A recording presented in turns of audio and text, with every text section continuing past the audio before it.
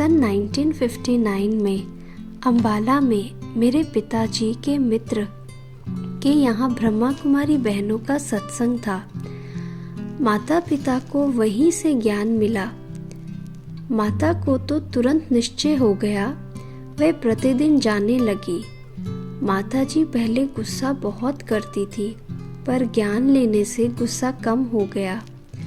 पिताजी का थोड़ा संशय था, क्योंकि उन्होंने बहुत वेद शास्त्र पढ़े थे। उनके दांत में दर्द रहता था। संयोग ऐसा बना कि जब वह सेवा केंद्र पर जाते तो दांत का दर्द बंद हो जाता, बाहर आते ही पुनः शुरू हो जाता।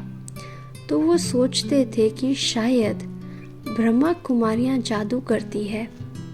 एक बार पिताजी ने कहा कि अगर भगवान सृष्टि पर आए हैं तो जैसे अर्जुन को साक्षात्कार हुआ वैसे मुझे हो, तब मैं जानूं। एक दिन वे सड़क पर जा रहे थे, तब उन्हें विनाश का साक्षात्कार हुआ। उनके साक्षात्कार की इच्छा पूरी हो गई, फिर नियमित जाना शुरू कर दिया। बाद में पिताजी ध्यान में जाने लगे। सुबह माताजी और पिताजी सेंटर पर मुरली सुनने जाते, शाम को हमारे घर मुरली चलती। उन दिनों जो 4-5 चित्र निकले थे वे सभी घर में लगाए हुए थे, जिन पर आने वालों को भी समझाते थे। हर शनिवार को दादियाँ हमारे घर आती थी और योग शुरू कराकर जाती थी। सारी रात योग चलता था। उन दिनों गुरुवार और रविवार 2 दिन भोग लगता था।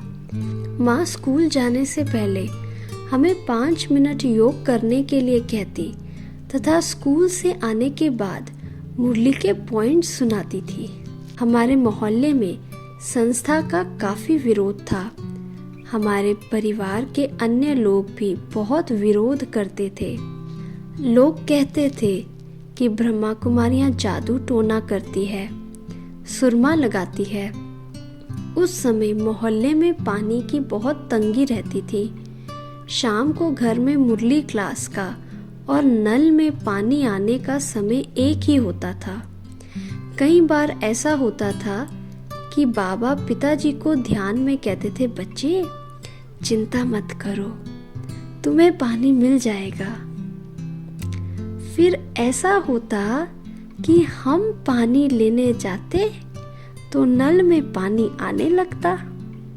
लोग कहते थे, देखो ब्रह्मा कुमारियों ने जादू किया, इसलिए नल में पानी आ गया।